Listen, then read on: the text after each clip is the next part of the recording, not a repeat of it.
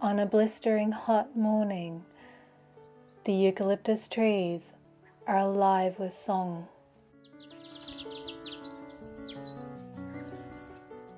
There is a feast going on. The New Holland honeyeater leap from branch to branch, and they're exchanging calls with the wattlebird.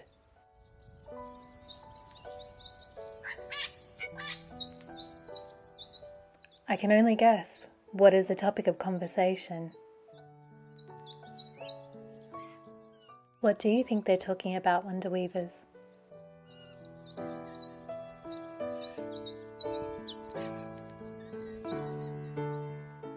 And as I turn the corner and walk across the parkland, I come across a mob of galahs who are very calmly eating together. They eat together often, and every time I see them, I'm reminded of the importance of making time to sit down and enjoy a meal with loved ones. Which brings me to ask you, Wonder Weavers, what is your favourite dish? I'd love you to share with me in the description box below.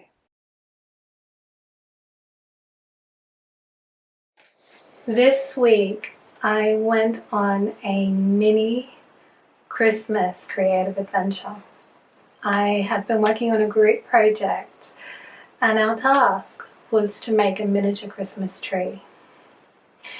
This was the first time that I've made a miniature Christmas tree, and it was quite challenging, but I think it was also a magical journey. The tree that I'm going to share with you is inspired by Hans Christian Andersen's The Fir Tree. It's a tale that I read for the first time about a month ago, and while reading it, there were just scenes that really captured my imagination. So my tree will be inspired by the tree of the story.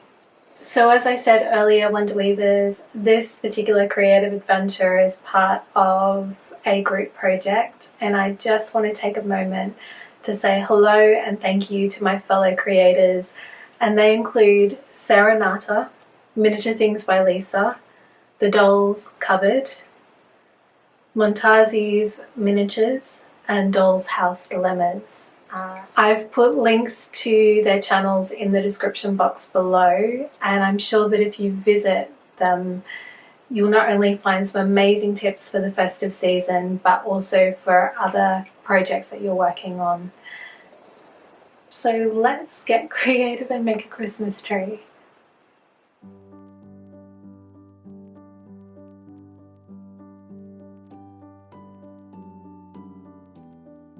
I start my creative adventure by making a tree. After watching a series of other creatives make trees, I've decided to try and make one using dowel, sponge and metal wire. I'm going to use a dowel rod for the trunk of the tree. With my utility knife, I thin one end of the rod with the sweeping cut.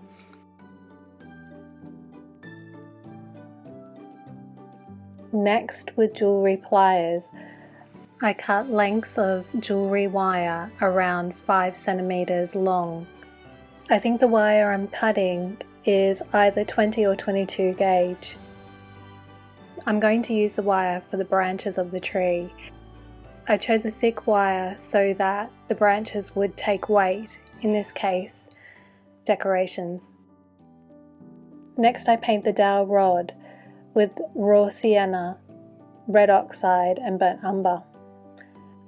And I have watered down these acrylic paints.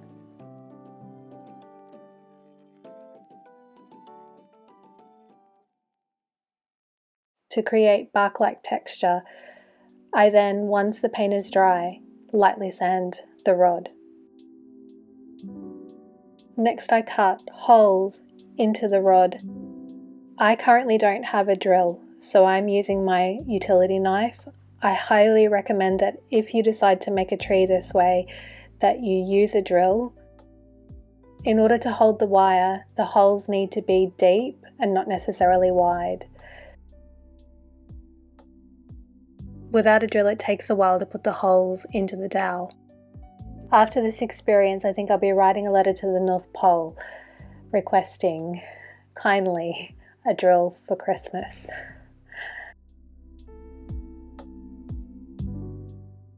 On the lower branches, I'm creating secondary ones, and to do this, I'm simply twisting 2 lengths of wire together.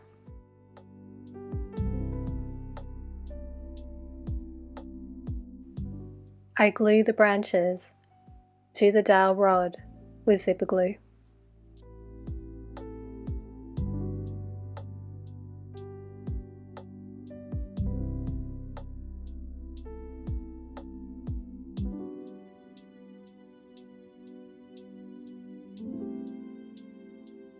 To create the leaves, I'm going to cut up a kitchen sponge. As you will notice, it also has a scourer, and I'm going to include that. With scissors, I chop the sponge into small pieces. Then into a container, I squirt some acrylic paint, add water, and then the sponge. I mix until the sponge is completely green.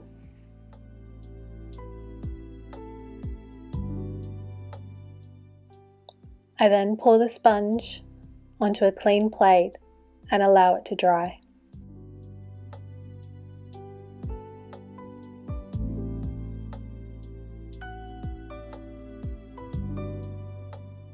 Once dry, I place the sponge in a bowl, and then using my hand food processor, I chop it until it is very fine.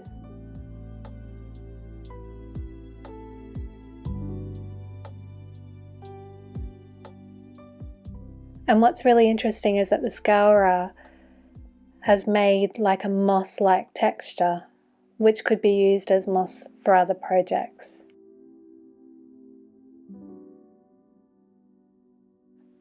It takes a bit of time, but I'm happy with the result. I then glue the sponge particles to the tree with PVA.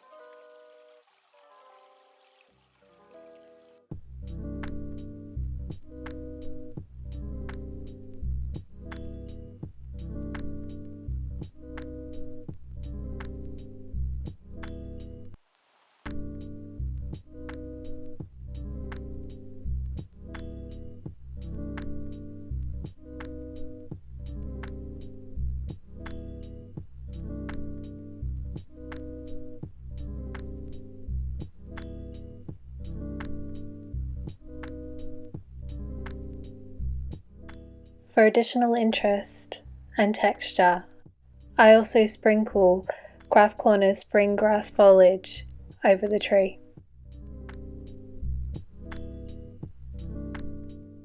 I look at the tree from different angles, including upside down, and this helps me find any areas of exposed wire.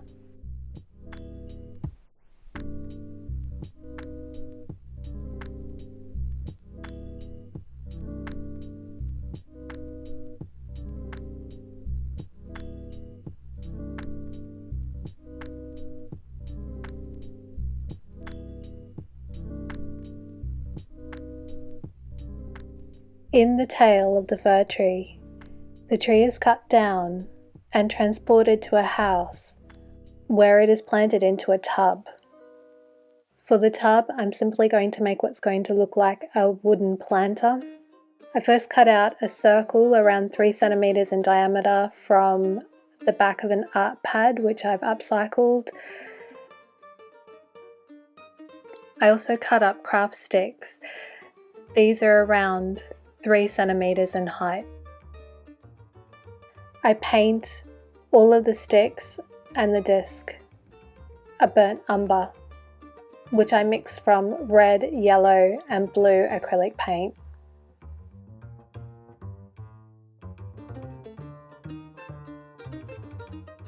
Next, I cut a 3 centimeter wide strip of black cardboard. The circular disc will become the base of the planter. So next I glue the cardboard around its edges.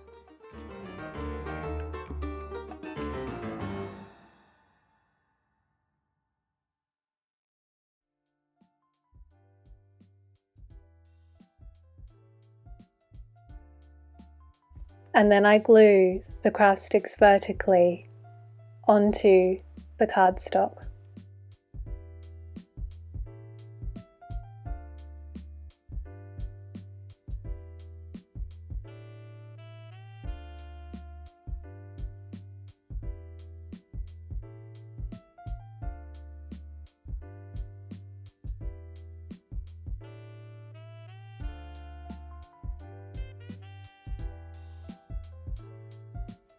As a finishing touch on the outside of the planter, I glue 2 lengths of black beading cord. Now it is time to plant the tree. I super glue the tree first to the base of the planter. As you will notice, it will not stand on its own, so it needs some help. Following Hans Christian Andersen's description, I'm going to add sand. With my palette knife, I mix sand with PVA glue and then scoop the mix into the planter.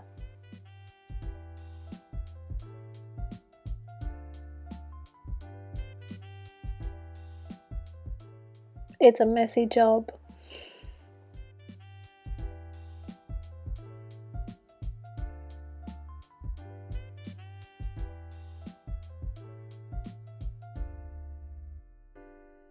My little tree is now ready to be decorated.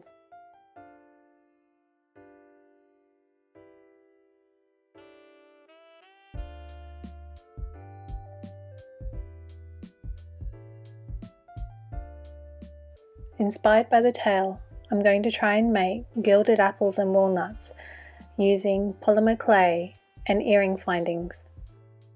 I roll a small amount of clay into a ball and then place it on a jewelry pin. Mine is gold in colour.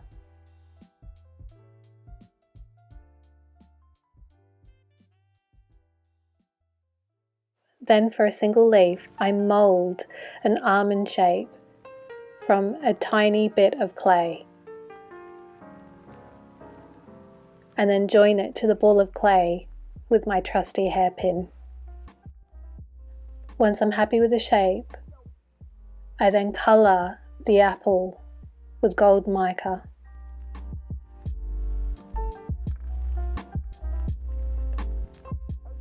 I follow similar steps when making the walnuts. Again, I roll a small amount of clay into an egg-like shape and place it on a pin. Then with my hairpin, I create the rough and uneven surface of the nut's shell. Next, I colour it. Once the apples and walnuts are baked, then trim the metal pins with my jewellery pliers. I leave a short length, which I then bend into a hook-like shape.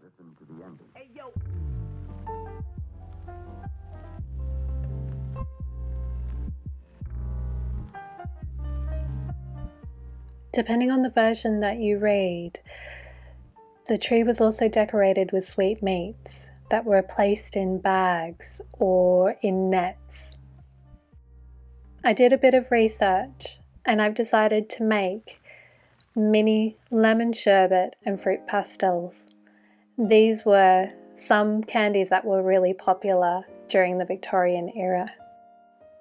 For the lemon sherbets, I roll tiny balls of clay and I mould them into oval shapes and then colour them with yellow pastel.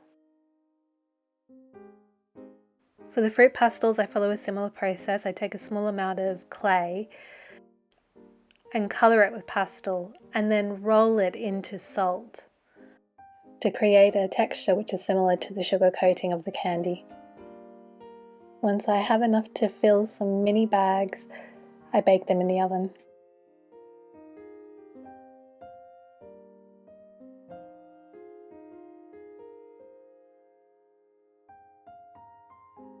And much to the fir tree's amazement, from its branches swayed little dolls.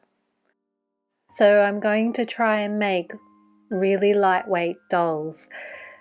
I first wrap a small amount of alfoil around a jewellery pin, and then wrap a small amount of clay around it like a blanket.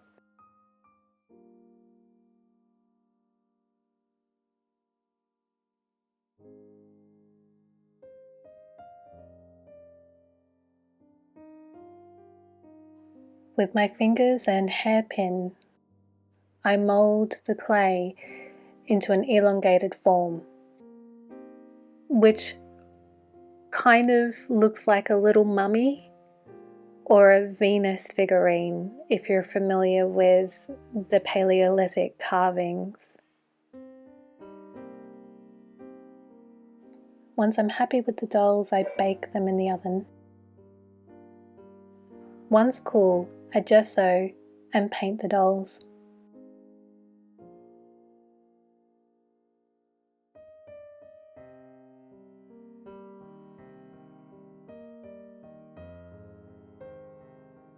Then for a simple skirt, I cut out an A shape from origami paper and glue it to the doll.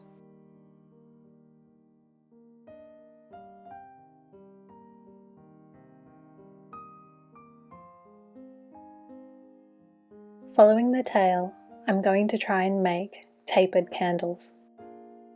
Last time I used clay to make them. This time round I'm going to use cotton tips. I start by cutting the tips up.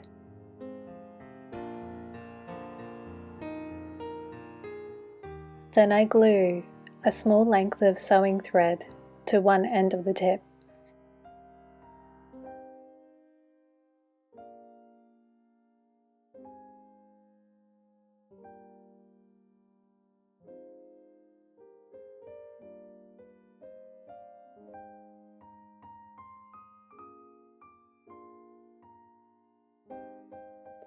Next, with my hot glue gun, I glue the tips to flower parts or embellishments. I found these at Daiso, which is a Japanese discount store here in Australia. To give the impression of melting wax, I drip hot glue down the side of the tips. I then gesso the cotton tips.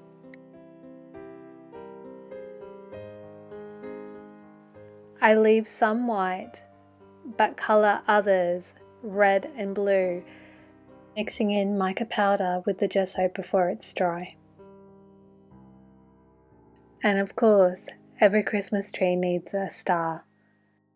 I cut one out from clay, colour it with gold mica and bake it. So now that the decorations are made, it is time to turn on Christmas carols and decorate the tree.